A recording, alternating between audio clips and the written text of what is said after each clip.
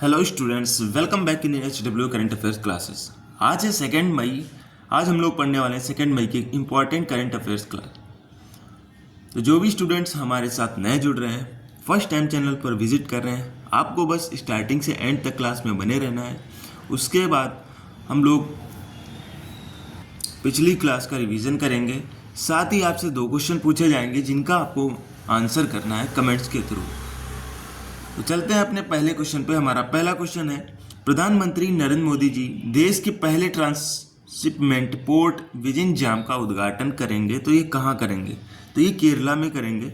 यहाँ पर बड़े बड़े जहाज रुक सकते हैं। अंतर्राष्ट्रीय शिपिंग रूट से 10 नॉटिकल मील की दूरी पर स्थित है ये।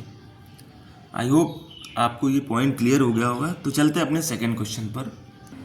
साथियों, हमारा सेकंड क्वेश्चन है, रूस की विजय दिवस समारोह 2025 में भारत का प्रतिनिधित्व कौन करेगा? तो ये हमारे रक्षा मंत्री राजनाथ सिंह करेंगे।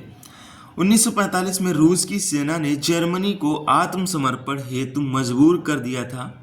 इसी कारण रूस अपनी विजय दिवस परेड मनाता है। तो इसका कारण भी हम लोगों ने जान लिया यहाँ पर क्यों मनाता है। तो चलते अपने थर्ड क्वेश्चन पे। हमारा अगला क्वेश्चन है, हाल ही में केंद्रीय मंत्रिमंडल ने जाति आधारित जनगणना को मंजूरी दी है। आखिरी बार यह जनगणना कब हुई थी? तो यहाँ पे पूछा गया है, जो जनगणना हुई थी जात के आधार पर जनगणना हुई थी, तो इसकी आखिरी बार जो जनगणना हुई थी ये कब हुई? तो ये 1931 में हुई है। उस समय कुल 4147 जातियां थीं। 1948 में जनगणना एक्ट लागू हुआ। 1957 में जनगणना, इसमें जातिगत आंकड़े प्रस्तुत नहीं हुए थे, ये नॉर्मली हुई थी, टोटल कैलकुलेशन हुआ जिसमें जातियां नहीं हुई थी। 30 अप्रैल 2025 कैबिनेट ने जातिगत जनगणना को मंजूरी दी है। तो ये 30 अप्रैल को, अभी जो एक दिन पहले कैबिनेट ने जातिगत जनगणना को मंजूरी दे दी गई है। अब जाति पर आधारित जनगणना की जाएगी। तो चलते हैं अपने अगले क्वेश्चन पर, जो कि फोर्थ क्वेश्चन है। साथियों, हमारा अगला क्वेश्चन है फोर्थ, हाल ही में राष्ट्रीय सुरक्षा सलाहकार बोर्ड का अध्यक्ष किसे नियुक्त किया गया है? तो ये आलोक जोशी जी को किया गया है। इंपॉर्टेंट क्वेश्चन है। चलते हैं अपने अगले क्वेश्चन पर।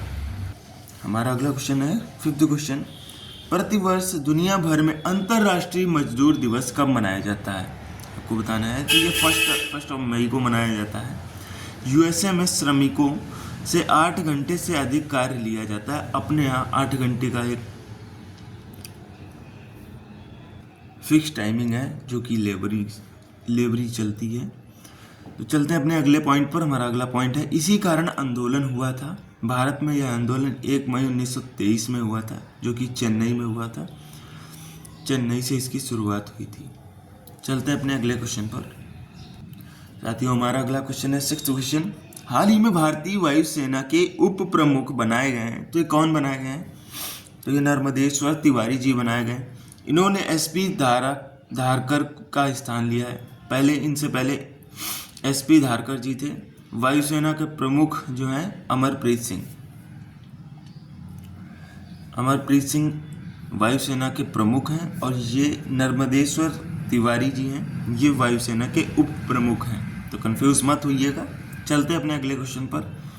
1 मई 2025 को PM नरेंद्र मोदी जी ने पहले वेव्स शिखर सम्मेलन 2025 का उद्घाटन कहाँ किया है? तो ये मुंबई में किया है। बात कर लेते हैं जो ये वेव्स है उसकी फुल फॉर्म की। तो world audio visual and entertainment summits, ये इसकी फुल फॉर्म है। ये शिखर सम्मेलन है 2025 में। तो ये मुंबई में हुआ और 1 से 4 मई तक ये चलेगा। थीम की बात करें तो काला टू कोड इसकी थीम है। आई होप मैंने सारे पॉइंट्स आपको क्लियर करा दिए हैं और आपको क्लियर भी हो गए होंगे। तो चलते हैं अपने अगले क्वेश्चन पर। हमारा अगला 8th क्वेश्चन है, हाल ही में 20वें एशियाई खेलों में किस खेल को पहली बार शामिल किया गया है? तो ये मिक्स्ड मार्शल आर्ट्स है। इसको फर्स्ट टाइम शामिल किया गया है एशियाई खेलों में, एशियन गेम्स में। एशियन गेम्स का जो फर्स्ट एडिशन हुआ था इसकी बात करें तो फर्स्ट एडिशन 1951 में हुआ था, जो कि न्यू दिल्ली में हुआ था। 19th एडिशन की बात करें तो ये 2022 में हुआ था, जो कि चाइना में हुआ था। और 20th एडिशन है जो कि 2026 में होने वाला है और ये जापान में होगा। तो 19th में भी हम लोगों ने जान लिया, और 20 जो आने वाला है ये जापान में होगा। हर 4 साल के अंतराल पर होता है। आपको सारे पॉइंट्स क्लियर हो गए होंगे। चलते हैं अपने अगले क्वेश्चन पर। हमारा अगला क्वेश्चन है, पहली एशियन अंडर 15 तथा अंडर 17 एशियाई मुक्केबाजी चैंपियनशिप का आयोजन कहाँ हुआ? तो ये ओमान में हुआ है। अंडर 17 की बात करें तो इसमें 18 मेडल्स आए, जिसमें 4 गोल्ड हैं, 3 सिल्वर हैं और 11 ब्रॉन्ज हैं। अंडर 15 की बात की जाए तो 25 मेडल्स टोटल्स आए, जिसमें 11 गोल्ड हैं, 3 सिल्वर हैं और 11 ही ब्रॉन्ज मेडल है। हमारा अगला क्वेश्चन है, आज का लास्ट क्वेश्चन है इस क्लास का। तो हाल ही में चर्चा में रहा प्रवाह पोर्टल का संबंध किससे है, ये आपको बताना है। तो ये आरबीआई से है। आरबीआई की तो फुल फॉर्म आप सभी लोग जानते होंगे, reserve bank of India. Governor इसके हैं संजय मल्होत्रा, जो कि 26th गवर्नर है। इस्टेब्लिशमेंट इसका 1 अप्रैल 1935 में हुआ था। हेडक्वार्टर इसका मुंबई में है। तो चलते हैं आज के रिवीजन पॉइंट पर। स्टूडेंट्स, रिवीजन का पहला क्वेश्चन है, हाल ही में त्रिनाद और टोबैगो देश के प्रधानमंत्री बने हैं। तो ये कौन बने आपको बताना है। तो ये कमला प्रसाद विशेषर बने हैं। ये एक ही कंट्री है, इसको त्रिनाद और टोबैगो के नाम से जाना जाता है। चलते हैं अपने अगले क्वेश्चन पर। हमारा अगला क्वेश्चन है, हाल ही में चर्चा में रहा सचेत ऐप का संबंध किससे है? तो ये एनडीएमए है, इससे है। तो ये नेशनल, ये एक अथॉरिटी है। इसकी फुल फॉर्म की बात करें तो नेशनल डिजास्टर मैनेजमेंट अथॉरिटी है। इसका उद्देश्य है डेली मौसम संबंधी जानकारी, भारत की आपदा तैयारी को बेहतर बनाना। चलते हैं अपने अगले क्वेश्चन पर। साथियों, अगला क्वेश्चन है, हाल ही में तटीय राज्य मत्स्य सम्मेलन कहाँ हुआ है? तो आपको ये बताना है। ये मुंबई में हुआ है। आयोजन ये 28 अप्रैल को हुआ है। इसकी अध्यक्षता राजीव रंजन सिंह जी ने की है। हाल ही में साजी एन करुण का निधन हो गया है। वे कौन थे? तो ये फिल्म प्रोड्यूसर थे। इनको पद्मश्री से नवाजा गया था, जो कि 2010 में मिला था। चलते अपने अगले क्वेश्चन की, जो कि 5th क्वेश्चन है, हाल ही में विश्व कार्यस्थल सुरक्षा और स्वास्थ्य दिवस मनाया गया।